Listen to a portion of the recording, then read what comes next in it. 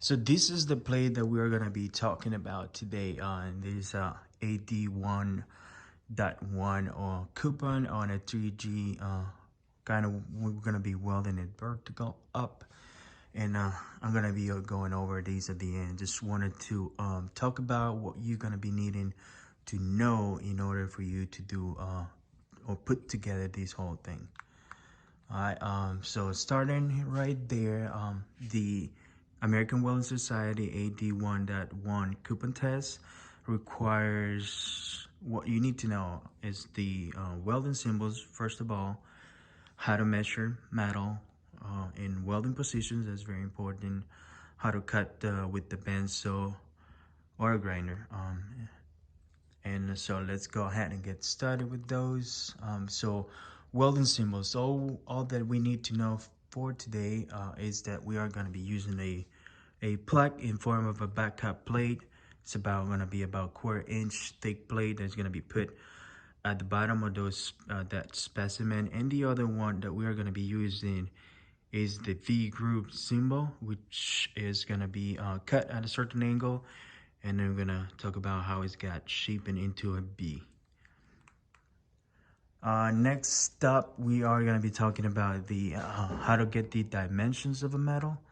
So if in case you forget, first comes the length, then the width, and followed by the height. Length is when from the front to the back, width is from left to right, and the thickness is the height. How thick is this metal? In case of a cube, length comes first, width after, and then the height. Alright, if we are good, we're gonna be moving on. So another thing you need to know is welding symbols. So for our AWS coupon test today, we are gonna be using the vertical up position. Now the 3F is what is the symbol that we use. We usually go from bottom to the top or top to the bottom. And today we're gonna be using the bottom to the top. Okay, using a 7018 electro, by the way, which is about 1/8 of an inch on the thickness. So this is our 7018 electro using with the SMAW welding process. All right. If you got any questions, just let me know.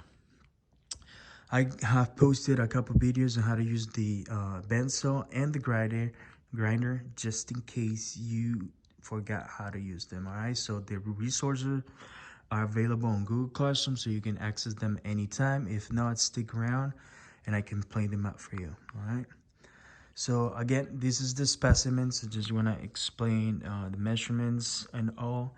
So you're gonna cut 2 plates of about 1 inch thick, which is gonna be about 7 inches long.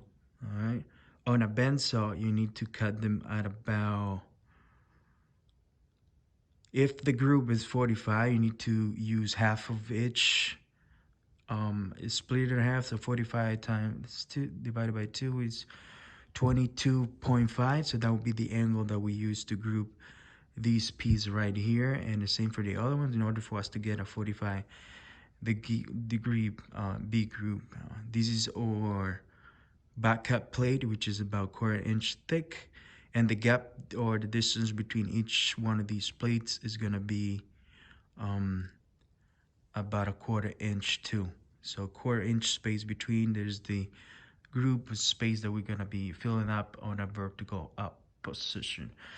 After we done that, and I'll explain how these got tagged, there is a these strips right here with the cutting lines, those are the ones that we're gonna be cutting for, or in order for us to test. This is gonna be the root bend test, and this is gonna be the bend test on the face of the well. All right, so let's move on to the how we gonna be doing that after the plates get put on. Remember, the first weld you actually do is called the root pass. Second, and anything in between, is called the hot pass, which are multiple ones, and there's the cover pass, which is a single one or multiple in some occasions. So that will be called the cap or the cover. All right, so let's play this little video here.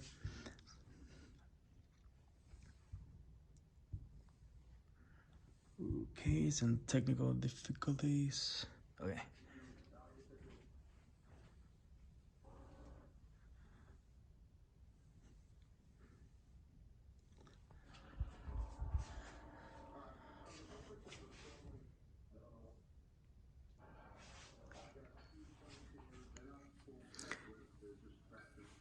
So he has the 1-inch piece of plates cut out for him.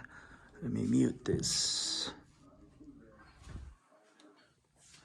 So he already is preparing the pieces to he's gonna be used for the welding coupon. All right, he grouped that 45 degree and has a back cap plate of about 1/4 inch. Remember, our gap still about 1/4 inch from one another one. He grabbed them with pliers so that when you tack these either in the back, because you don't want the tacks in the front, for them not to move, because when you weld metal, it will actually warp. So by adding the vice grips, he is actually avoiding that. And also you want to be able to balance and make sure that this is level, so it's not crooked or anything. So right now he's just tacking those plates. Again, not in the group, he's just making tacks outside so he can, when he's gonna be welding, he's gonna do it all the way to the outside or the top. All right, speed up a little bit. So this is the test. It's set up, ready to go. So he's gonna get ready to give the or start with the root pass, which is gonna be done with 718 type of electro, 1/8 of an inch. On the thickness, about 100 amps.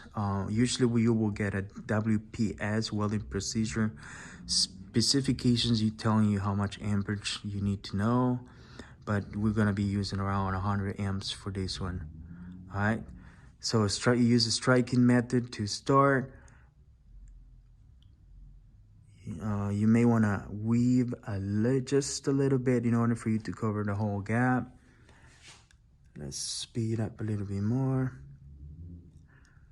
Keep it consistent, slow. This is about 6 inches per minute, all the way to the top. If you have to do a restart, like you have to stop, you do have to re-clean that, get the slack off clean, and then you may go ahead and get started again. Again, we're still working on a root pass. Now he's going out with the second pass, which is our hot pass.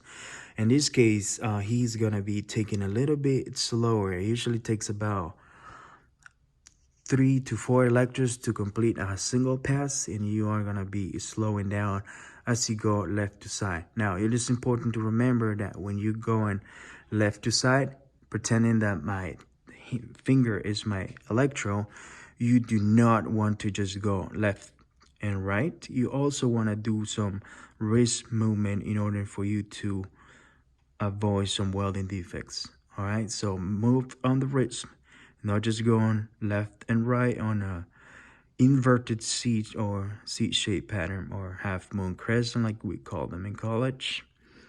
Okay, just remember, slow and steady wins the race. All right, so this will be your hot pass, and you have to do it multiple times until you fill up the gap and it gets you set up and ready to go for your cup, which is gonna be your final pass. All right.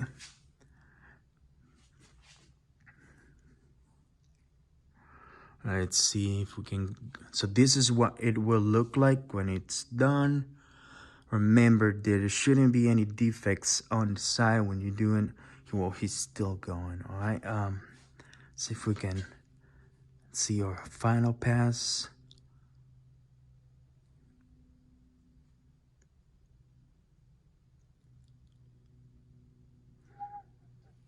All right, whenever you're cleaning the slack, you may want to also clean up the slack with the wire wheel and a chipping hammer.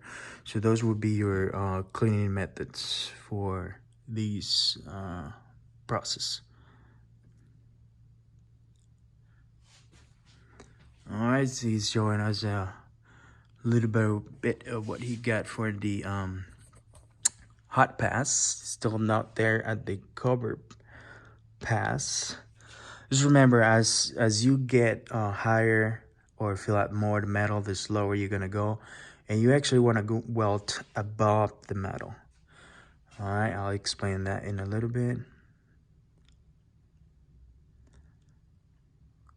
Okay, so this is his partial of a final pass, which is welded above the metal. That layer on is gonna be grinded even with the base of the metal, so we can be cutting it easy and able to do that bend test on a press. All right, so he's still going left to right, nice and slow. He's split the beads, meaning you only can do so much, about an inch wide, and after that you just gotta split those beads and kind of overlap them together. So he's working his way up again in a vertical up position. All right, you always want to watch for that angle. Wire brush, clean.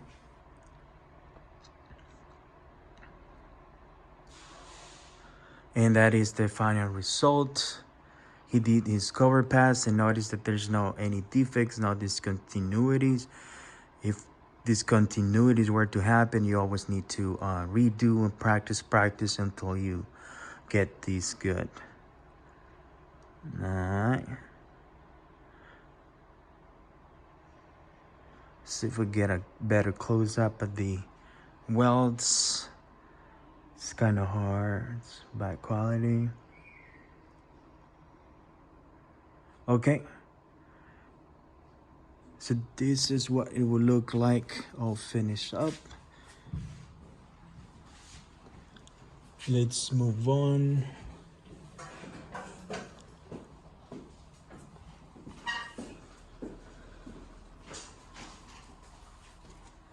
So that was the hot pass, root pass, hot pass, and cover pass. Let's see if we can get to the other.